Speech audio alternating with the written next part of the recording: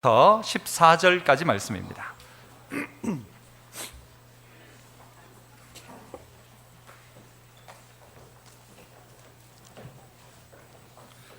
누가복음 2장 8절로 14절까지.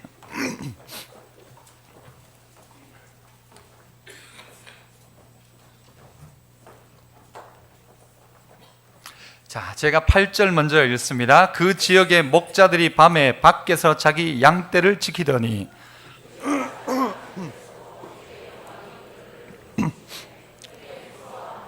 천사가 이르되 무서워하지 말라. 보라, 내가 온 백성에게 미칠 큰 기쁨의 좋은 소식을 너희에게 전하노라.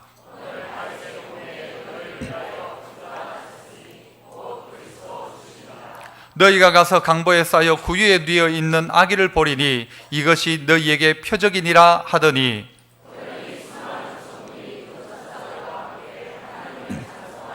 같이요. 지극히 높은 곳에서는 하나님께 영광이요, 땅에서는 하나님이 기뻐하신 사람들 중에 평화로다 하니라. 아멘. 우리 알록달록 우리 찬양대가 오늘 하나님께 또 주님의 나심을 기뻐하며 찬양으로 영광 돌립니다.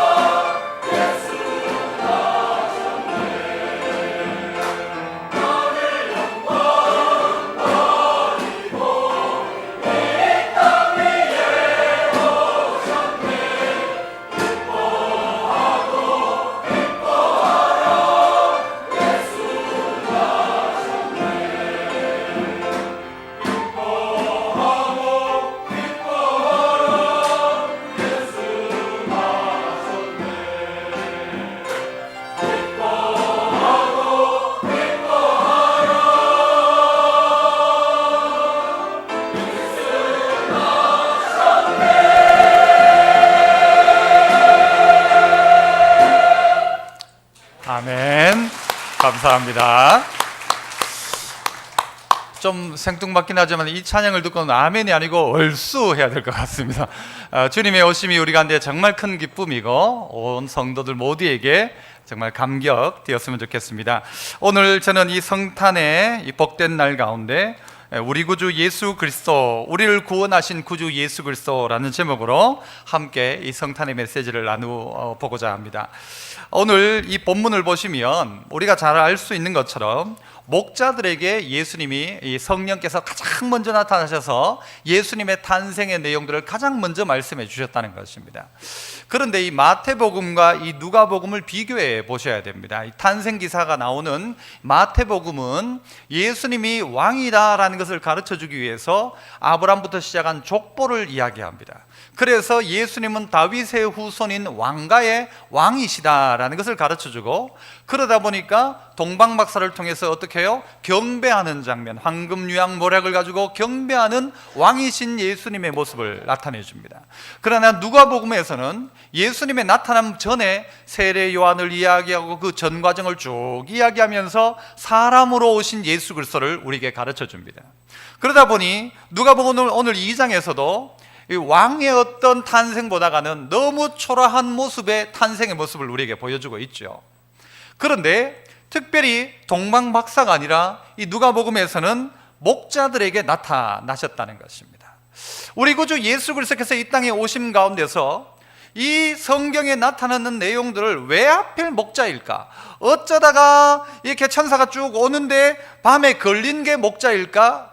아니란 말이죠.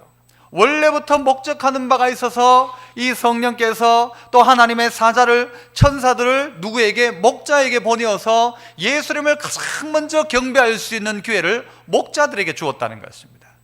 그래서 왜 하필 목자인가? 첫 번째 생각할 건 그것입니다. 왜 하필 목자일까? 다른 것도 많잖아요. 마태복음을 통해서 보면은 왕궁에 먼저 가잖아요. 이 동방박사가 왕궁에 가서 찾잖아요. 그런데 오늘 이 누가복음을 통해서 보면은 목자에게 하나님의 천사가 가장 먼저 나타난다는 것입니다. 이때 당시에 목자는 어느 정도 지위일까? 이때 당시에도요, 이 목자라는 것은 인정받지 못하고 괄시받는 직업이 목자였습니다. 그럴 수밖에 없었던 이유 중에 하나가 뭔가 하면, 이 양을 치는 목자들이 양을 치면서 이제 들로 밭으로 이렇게 쭉 나가 있을 것 아닙니까? 나가 있으면 그들은 거의 안식일을 잘 못 지킨답니다. 그럴 수밖에 없지 않습니까? 왜입니까? 어디 들어와서 걔들을 어디에다 가둬놓든가 해야 뭔가 그냥 안식하며 쉴 수 있는데, 들판에 있으면 어떻게 돼요? 뭐 맹수들이 나타나면 다 잡고 해야 되니까 그렇게 잘 하지를 못한다는 겁니다. 그러니까 그들은 이미 죄인이고 그 동네 사람들 가운데는 죄인이다 보니까 상대하지 않는 대상들이 누군가 하면 이 목자들이었다는 것이죠. 다르게 말하면 그 동네에서 제일 천대받고 제일 관심 없고 그 동네에서 가장 낮고 천하고 부족한 죄인들이 누구냐라고 한다면 목자들이었다는 것입니다. 오늘 우리에게로 이야기하자면 가장 죄 많은 나를 향하여 찾아오셔서 주님을 만날 기회를 내게 가장 먼저 주셨다는 것입니다. 우리나라에도 복음이 들어올 때 투트랙이라고 하죠. 위로는 아주 귀족층, 왕실을 향하여 복음을 전하기도 했고, 또 한편은 어떻게 해요? 천민들, 학대받고 고난당하고 있는 천민들을 향하여 복음이 전파되었어요. 그런데 누가 더 잘 받아들이느냐? 가장 하층민들이 받아들인 거예요. 그리고 그들이 복음을 받아들여가지고 인생이 바뀌기 시작하는 거예요. 그들의 삶이 바뀌기 시작하는 거예요. 그렇게 생각해 보니까 그 목자가 나였다라는 생각을 하게 되는 겁니다. 이 성탄을 맞으면서 오늘 이 아침 가운데 드는 생각도 내가 바로 그 가장 없고 약하고 연약하고 천대맞는 그 한 사람이 나였다. 그런데 하나님께서 가장 천대맞는 목자에게 먼저 찾아가셔서 예수 그리스도를 만날 기회를 주셨던 것처럼 내게도 그 은혜 주셨다 생각하니 얼마나 감사가 되는지요. 저희는 가정이, 저희 외조모님이 먼저 믿기는 저희 어머님이 먼저 믿게 되었어요. 선교사가 동네에 오셨고 그 동네에 온 선교사를 저희 훈장하시던 저희 외할아버님이 그 선교사님을 그냥 외지 사람이니까 그냥 받아들여가지고 방 한 칸 해서 거기에 사시도록 했었어요. 그런데 결국은 그 자리가 교회가 되었고 저희 어머니가 믿고 그 다음에는 할머니가 믿게 되었는데, 저희 외할머님은 동네에서 거의 무당처럼 계셨던 분이었어요. 어찌 보자면 복음을 받아들일 수 있는 기회가 전혀 없는 사람이었단 말이죠. 그런데 저희 그 외할머니 동네에 선교사가 찾아왔고 그 외할머니가 결국은요 사경을 헤매고 난 다음에 결국은 예수를 믿게 된 거예요. 예수 믿게 되고 난 다음에 온 가정이 예수 믿고 그 외할머니 집이 교회가 된 이 사건을 통해 가만히 생각해 보니 얼마나 감사한 일인지. 그 목동들 천대받는 그를 향하여 주님 성령께서 찾아오시고 천사가 찾아온 것처럼, 그래서 예수 만나게 하신 것처럼 우리 가정에도 이렇게 찾아오셨구나 생각하니 얼마나 감사한지. 저뿐이겠습니까? 학대받고 천대받고 무시받고 소망 없던 이 땅 가운데 그 누가 대한민국을 알았겠어요? 그 누가 이 땅의 백성들에 대해 관심 가졌겠어요? 아무도 관심 없었어요. 이 나라가 망하든 망하지 않든 아무 상관도 없었던 사람들이었을 거예요. 그런데 어떻게 해요? 주님의 그 놀라운 복음을 가지고 이 땅 가운데 온 수많은 사람들이 이 나라 이 백성의 선물이었고, 그들이 천사죠. 그들이 천사. 그래서 우리가 누구를 만나요? 예수 만나게 되었다는 것 아닙니까? 우리에게 만나게 하신 그 구주 예수 그리스도, 그분은 어느 정도 그냥 뭐 귀한 정도가 아니라 우리의 구원자시고 우리의 구세주, 구원자, 우리를 살리시는 분 예수 그리스도시다. 그분이 이 땅 가운데 오셨고 그분이 나를 향하여 찾아오셨는데, 높은 사람 찾았다면 나 만날 일 없을 텐데, 있는 사람 찾았다면 나 만날 일 없을 텐데, 그 촌 시골 구석에 있던 저에게 찾아오신 주님, 이 땅 가운데 찾아오신 주님, 우리는 그 주님을 예수 그리스도 나의 구주라고 부르고 있죠. 여러분 모두에게도 오늘 이 주님은 여러분 가운데 찾아오십니다. 왜 하필 목자냐? 바라기 말하면 왜 하필 나냐? 왜 하필 여러분입니까? 수많은 사람이 있는데 나를 향하여 찾아오신 주님, 수많은 사람이 있지만 그 사람 다 그 사람 아니고 연약하고 부족한 나를 향하여 찾아오셨다는 거죠. 이사야 61장에 이것은요 구약의 예언을 통하여 이루어진 말씀인데, 여호와의 영이 내게 내리셨으니 이는 여호와께서 내게 기름을 부으사 가난한 자에게 아름다운 소식을 전하게 하려 하심이라. 나를 보내사 마음이 상한 자를 고치고 포로된 자에게 자유를, 갇힌 자에게 노임을, 여호와의 은혜의 해를 선포하고 보복의 날을 선포하고 슬픈 자를 위로하고 슬퍼하는 자에게 화관을 주고 그 죄를 대신하며 기쁨의 기름으로 그 슬픔을 대신하며 찬송의 옷으로 그 근심을 대신하고 의의 나무 곧 여호와께서 심으신 영광을 나타내셨다 이야기합니다. 그것 아닙니까? 상하여 있으니까 그에게 예수가 필요하죠. 포로되어 있으니까 자유가 필요한 거죠. 갇혀 있으니까 노임이 필요한 거죠. 목자니까 예수님이 필요한 거예요.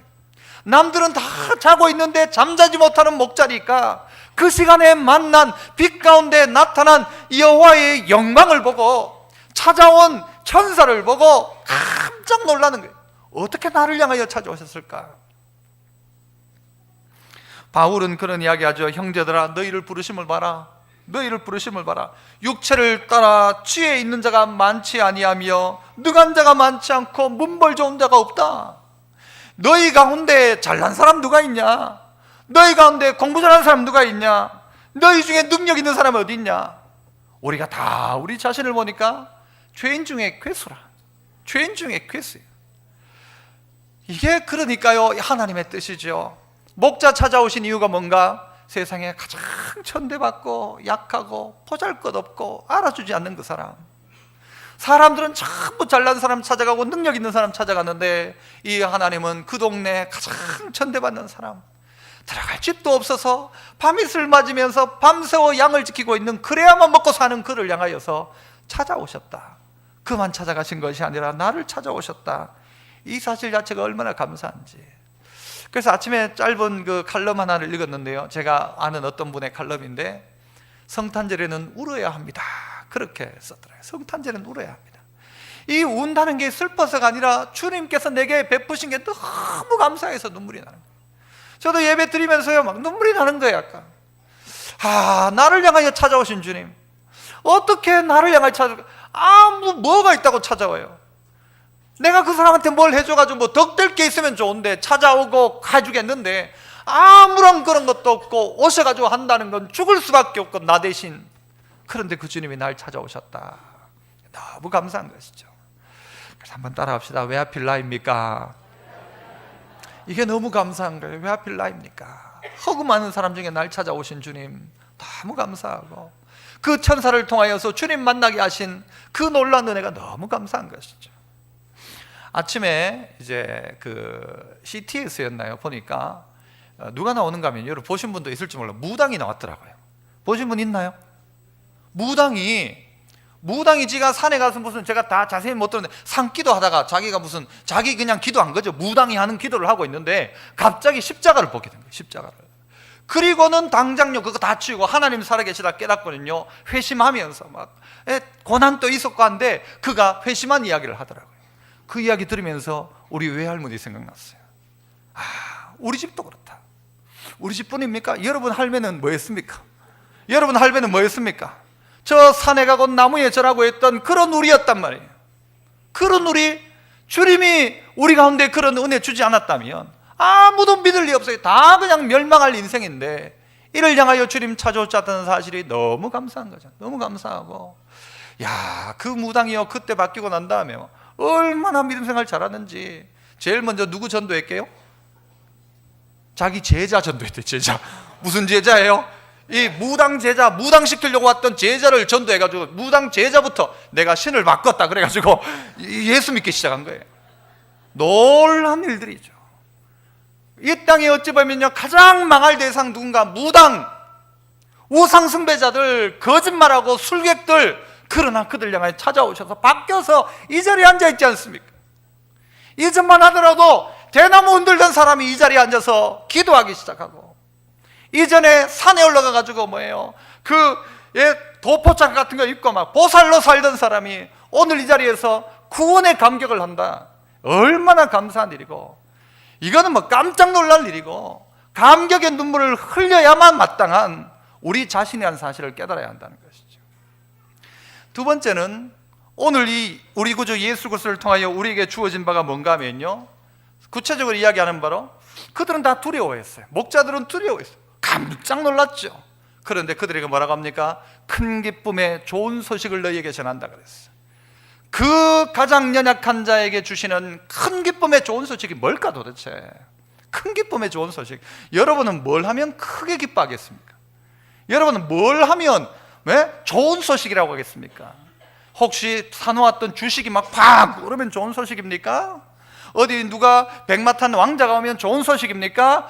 가장 좋은 소식은 뭐냐? 오늘 예수님이 땅 가운데 오셨다는 것이었고 구원자로 오셨다는 사실이죠. 가난한 자에게 아름다운 소식을 전하는 예수 그리스도. 나라가 바뀌지 않습니까? 가난한 나라가 예수 믿으니까 바뀌더라는 거예요. 가난한 집안이 예수 믿으니까 바뀌더라는 거예요. 이게 역사 아닙니까? 마음이 상한 자가 고침받더라는 거예요. 예수 믿으니까 이 역사가 일어나더라는 거죠. 가장 큰 소식 아니에요 그게?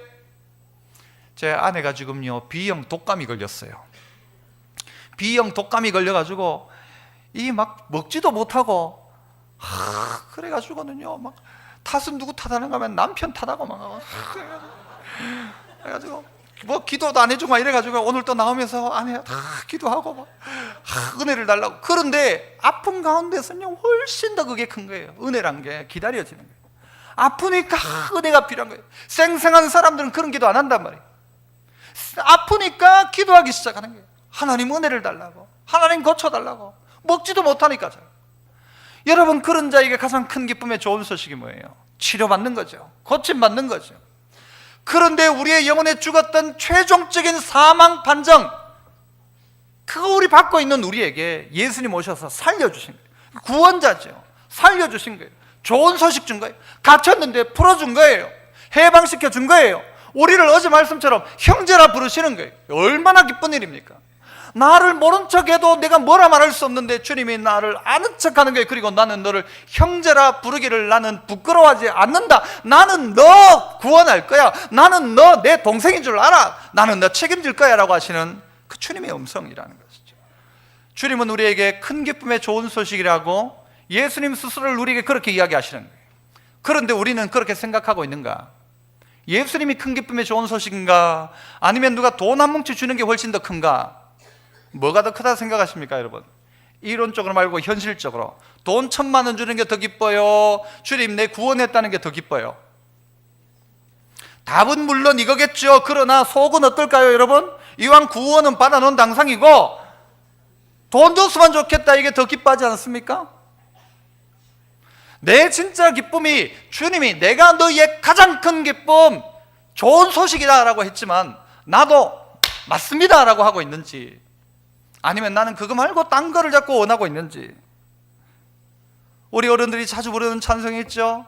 이 찬송은 젊은 친구보다 어른들이 불러요. 나의 기쁨 나의 소망 되시며, 이래 가지고 뭐요? 나의 기쁨 나의 소망 되시며 나의 생명이 되신 주, 밤낮 불러서 찬송을 드려도 늘 아신 마음뿐일세.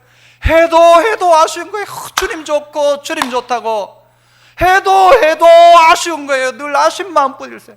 찬송해도 이걸로 다 아닌데, 이거 가지고 아닌데, 이거보단 더 해야 되는데, 이 마음이 있는 것이죠. 큰 기쁨의 좋은 소식, 그런 거 아닙니까? 내가 그분에게 선물을 했는데도 이걸로 안 되는데 더 줘야 되는데, 아이고 이거 가지고 되겠나 싶은 거예요. 하고도 더 하고 싶고 드리고도 더 드리고 싶은 늘 아신 마음뿐일세. 이게 진짜 신앙인이죠. 큰 기쁨의 좋은 소식이라고 고백하는 사람들은 이 기쁨이 있는 거예요. 그런데 이것보다 뭐가 더 기쁘다고 생각하는가 하면 권력, 돈, 세상 재미, 그게 더 재미있다고 생각하는 거예요. 우리 모두에게는요, 주님의 오심이 기쁨이 되어야 합니다. 아이고 예수님 오셔가지고 어떡하나가 아니라, 예수님의 오심이 병든 자 입장에서는 예수님이 오셨다, 이거는 구원의 일인 거예요. 병실에 예수님이 찾아오셨다, 그건 끝난 거예요. 이미 이건 뭐 해결된 거예요. 내 갇혀있는 자리에, 막 억압받는 자리에 주님이 오셨다, 끝난 거예요. 이 나라 대한민국 땅에, 저 38선 가운데 저 북녘 땅에 주님이 역사하시면 끝난 거죠. 큰 기쁨의 좋은 소식이죠.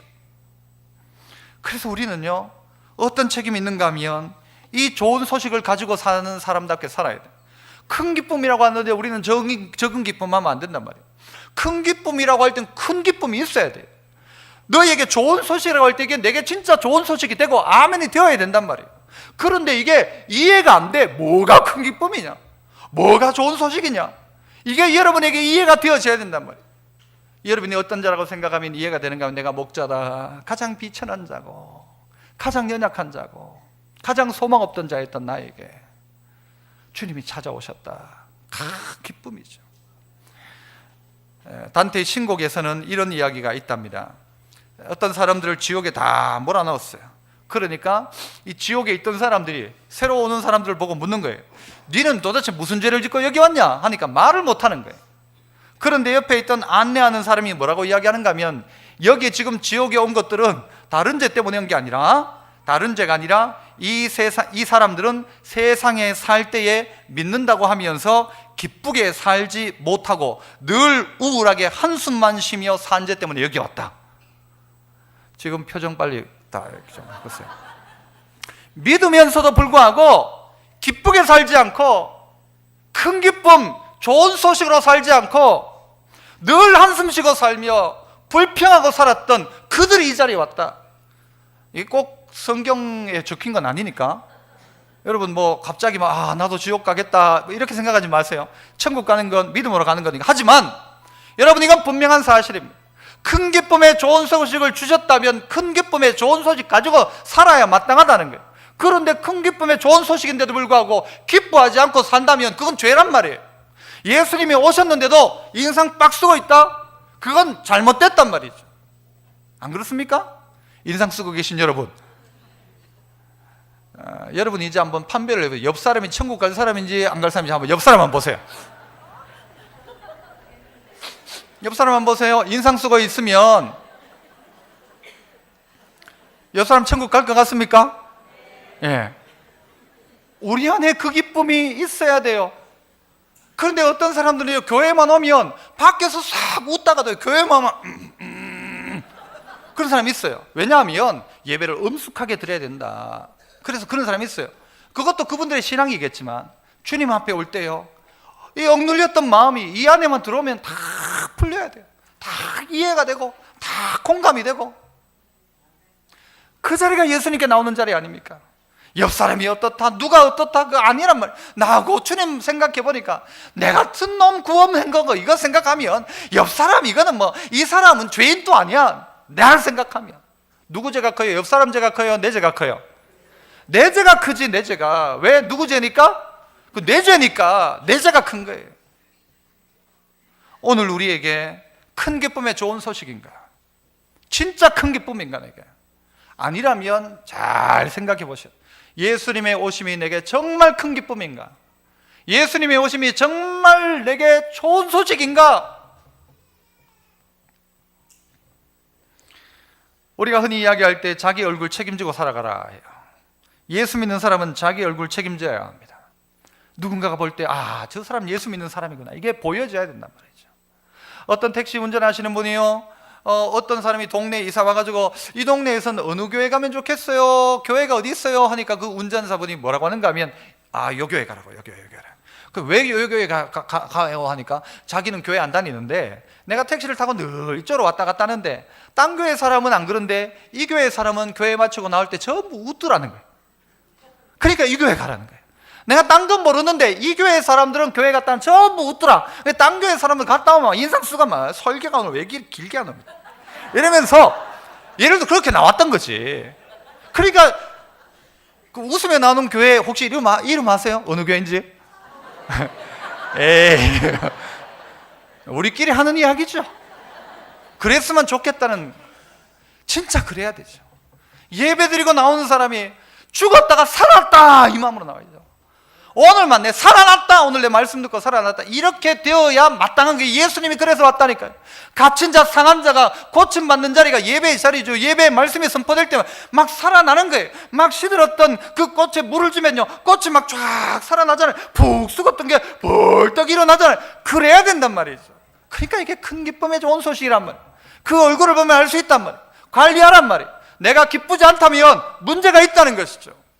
주님이 내게 이 은혜 주셨는데 다른 거 다 빼놓고 돈 없어도 이거 없어도 주님 때문에 기뻐할 수 있는 나가 되어야 한다는 것이죠. 그 정도로 큰 기쁨입니다. 아직도 목자는요, 돌아가면 양직해야 돼, 밤새도록 추위에 떨어야 돼. 하지만 예수 만난 목자, 그들은 큰 기쁨 가지고 돌아갔어요. 큰 기쁨으로. 마지막 세 번째는요, 오늘 성경은 우리에게 하늘에서는 하나님께는 영광이고 땅에서는 하나님이 기뻐하시는 사람들 중에 평화로다 그랬어요. 누구에게 평화라고요? 하나님이 기뻐하시는 사람들 중에 평화로다. 하나님이 기뻐하시는 사람이 누굴까요? 동방박사? 목자들일까요?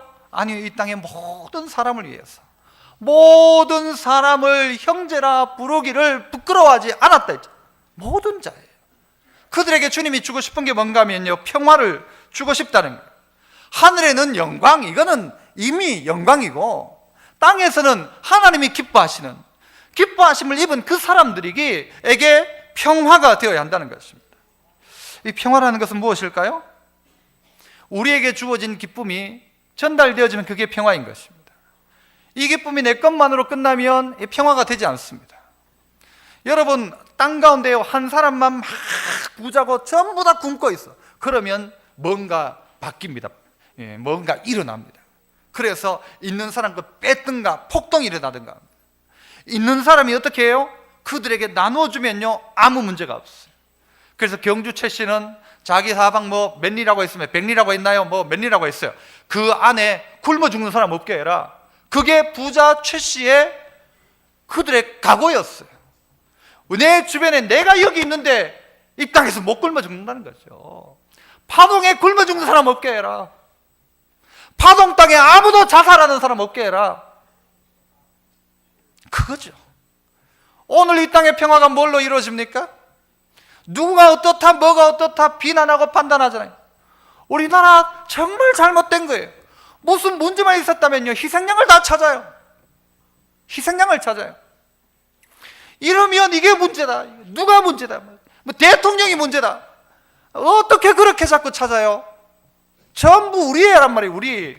내가 납품한 모래 가지고, 내가 납품한 전선 가지고, 내가 했던 작업 가지고 그런 일들이 벌어지고 있고, 다리가 무너지고 건물이 무너지고 그런 거지. 누구 탓 아니란 말이죠. 그런데 다 탓해요. 그러니까요, 이번에도 화재 통해서 소방관들도 죽을 지경이에요. 지금 자기들은 자기 나름대로 최선을 다했을 것 아니에요. 그런데 책임을 그들에게 넘기겠다, 책임자를 찾겠다. 소방관이 죽으면 아무 말도 못해요. 거기에 죽어간 사람들도 얼마나 안타까워요. 얼마나 안타까워요. 목욕하러 갔다가 그런 일을 당했는데. 그런데 우리는 뭔가 찾을 게 아니란 말이에요.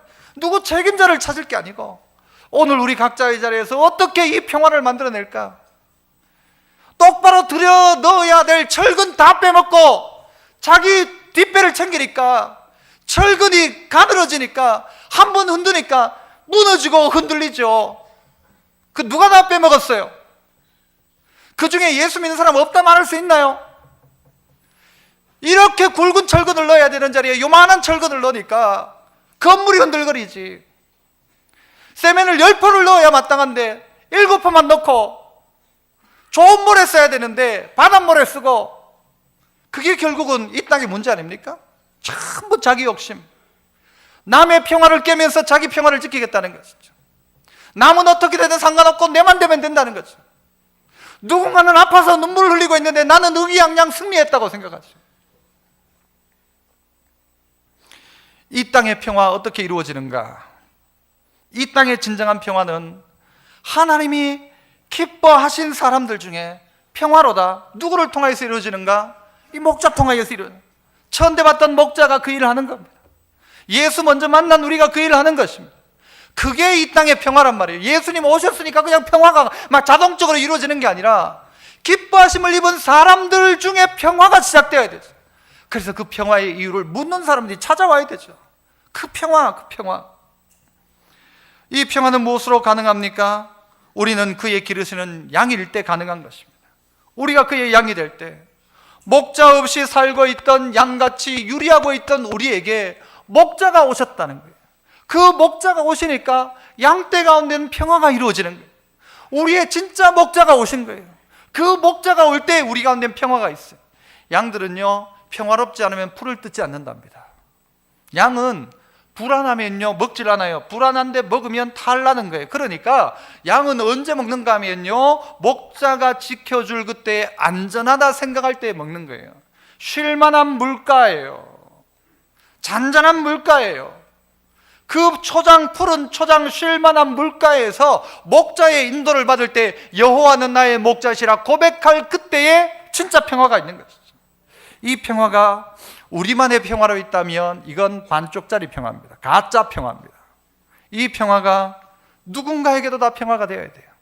안 믿는 자에게도 이 평화가 전달되어져야 되고, 저 북녘 땅에도 아직 전 세계에는요, 예수 믿는다는 이유 때문에 고난당하는 사람이 얼마나 많은지 몰라요. 중국에서는 크리스마스 트리 이런 걸 판매하지 못하도록 했다죠. 이번에 크리스마스 행사도 못하게 했다죠. 사우디 같은 데는요, 크리스마스 추리 사고 뭐 메리 크리스마스 이렇게 하다가 추방당하는 사람도 있대요. 예수 믿는 이유 때문에 고통당하는 사람이 얼마나 많은지 몰라요. 하지만 유일한 방법은 예수님밖에 없다. 그 땅에도 예수님 필요하고, 중국 땅에도 예수님 필요하고, 북한 땅에도 예수님 필요하고, 이 평화가 그들 가운데 가도록, 내 평화가 내 평화로만 끝나면, 이 크리스마스가 감격하고 좋아하는 나의 것으로만 끝난다면 주님 우리 보고 뭐라고 할까요? 이 이기심 많은 것들이라고 안 하겠어요? 자기만 생각할 줄 아는 것들. 목자들 어떻게 합니까? 주님을 만나고 난 다음에 그들은 외치기 시작합니다. 그러니까 우리가 목자가 이러했다는 사실을 우리가 알게 되었죠, 후대에서.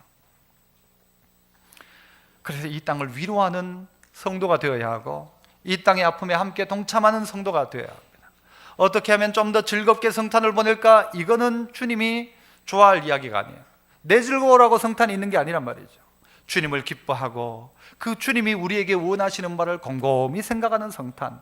그래서 어떤 분은요, 교회가 절기를 지킨다는 이 사실 자체를 가지고 좋게 말할 수도 있지만 안 좋게 이야기할 수도 있다고 이야기해요. 정확하게 예수님의 생일이 12월 25일이 아닌 건 여러분 상식적으로 다 알고 있잖아요.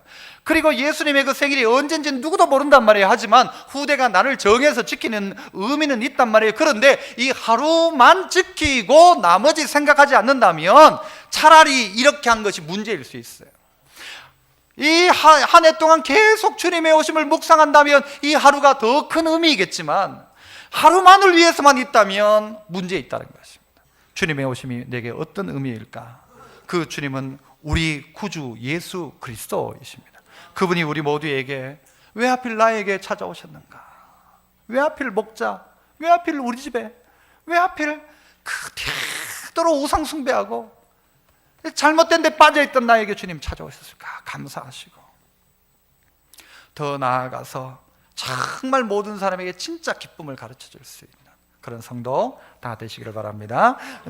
제가 마지막으로 성탄기도라는 이혜인 우리 씨의 시를 하나 읽고 말씀 마칩니다. 세상 어둠 아무리 깊다 해도 마침내 별이 되어 오신 예수여, 하늘과 땅을 잇는 존재 자체로 사랑의 시가 되신 아기여, 살아있는 우리 모두 더 이상 죄를 짓지 말고 맑은 마음으로 겸손하게 내려앉기를, 서로 먼저 사랑하는 일에만 깨어있기를 침묵으로 외치는 작은 예수여, 세상 일에 매여 당신을 잊었던 사람들도 오늘은 나지기 당신을 부릅니다.